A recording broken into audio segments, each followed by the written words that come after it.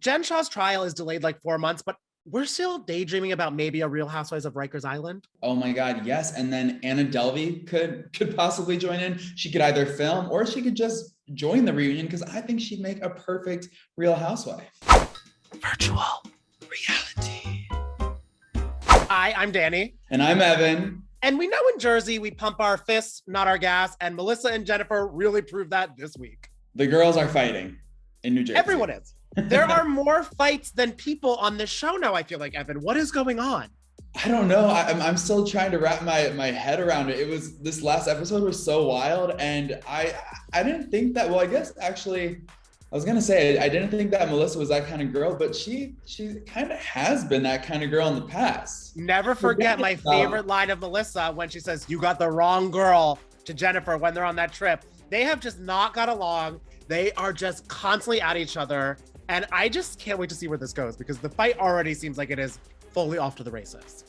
Totally. And I want to point out that, you know, at the end of this fight, it kind of seemed like it was bad girl Jennifer, but Melissa is the one who actually got up and got in Jennifer's face. Like, she's the one who started the physicality of it all, if you will. I know, I do feel like, Dolores is my voice of reason, which may be why I get in some fights in my own life, but I always think, what would Dolores do? And in the episode, she even said, if Melissa got up at me like that, I would be fighting her. So like, she did instigate it, but I feel also she got up because Jennifer kept on doing the little bit of that to her and also calling Joe Gorga. Even he, little bitch girl, came in and commented. How dare she call my husband a little bitch? You don't need to get involved in our fights, Joe. I do gotta say though, there is something that I really enjoy about Jennifer Aydin putting Joe Gorga in his place and just, you know, thinking about his past behavior and how he has sort of like flexed his misogyny in the past. A Real Housewife calling him a little girl bitch or a little bitch girl, that tickles my fancy, I gotta be honest. That actually, it was iconic in that way. But I wonder too, did you catch this when Jennifer was like, "Joe, why are you getting involved in women's stuff?" And the next morning she says to Bill, "Why weren't you involved in the fight with me?" Okay, point. Good. That is a very good point. I didn't think about it that way, but yeah, okay. She wants to have her cake and eat it too, I guess. I don't know. Jen, a little confused. And even after the fight ended, I hope everybody caught that very shady comment that Melissa made about Bill and Jennifer's marriage in the car.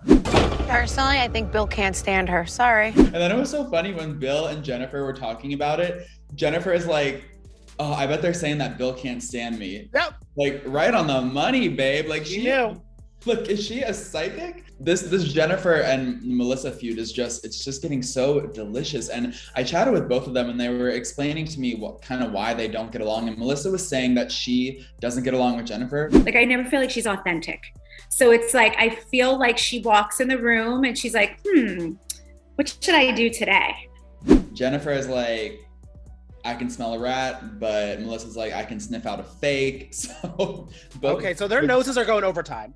Yeah, exactly. And then Jennifer, it was really sad. She was telling me that she feels, you know, like it's always 3-on-1 with Margaret, Melissa, and Jackie against her, and she doesn't feel like she has the same support from Dolores and Teresa. So that just made me really, really bummed for her. Oh, well, Jennifer, I'm afraid of Dolores, so I'm not gonna help you, but I hope you're happy. And I also don't want to piss off Melissa, but you know, we're cheering on everybody from the sideline. Speaking of bravery for days, the Salt Lake City ladies are, you know, going all speed ahead on their 3-part reunion. Part 1 happened. One of the major things that randomly came up was Heather Gay's DUI. And Heather, of course, you know that Google exists now and we all could find out the details of your DUI. Wasn't the best, wasn't the worst. I mean, you know. I just love that she so confidently denied it. I believed her. In that moment, I was like, Lisa Barlow's just throwing anything out there and seeing what sticks. And here we got the court docs and the arrest warrant, whatever it is that, you know, we got the confirmation. So it was true, Heather Gay. You can't lie like that. No, you can't. And also, like, I'm like, Heather, you have to own what you're saying. Cause now I'm like, do we trust what you said that Angie was telling you? Like, you're kind of losing us as like, cause she used to be kind of like the speaker of the house and everything like that. And now I'm like, Heather, is it bad weather with you now? I'm confused. Who needs a lot more than a Beauty Latin Ladies Guest card? is Jen Shah. There's one charge that's 30 years and one charge that's 20 years. Is that right? I don't know.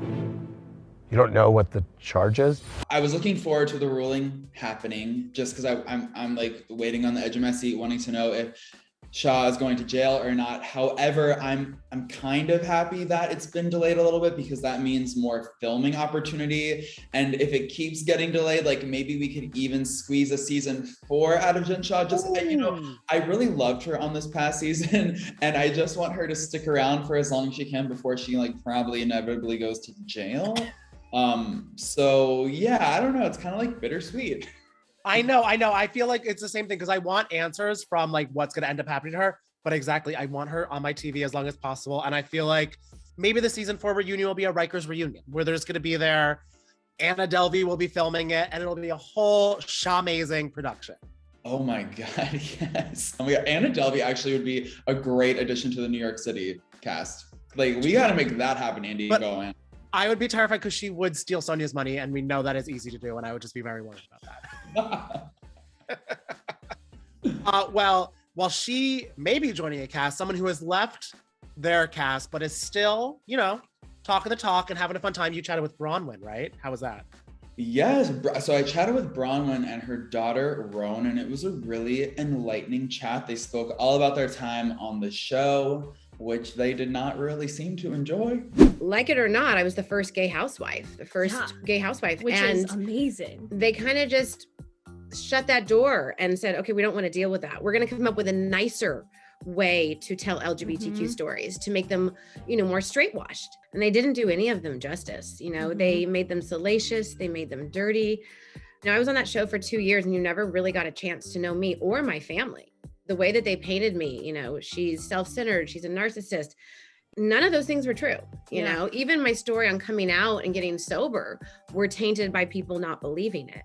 And I really do believe that Bravo did a huge, huge disservice to the LGBTQ community and the sober community. Oh my God, yeah. By not giving those stories, you know, the grace they deserved. And they also teased a new reality show. So it seems like the Wyndham Burks could be making a grand return to reality TV soon. Ooh, it's Murphy Bronwyn. And who might be able to help her?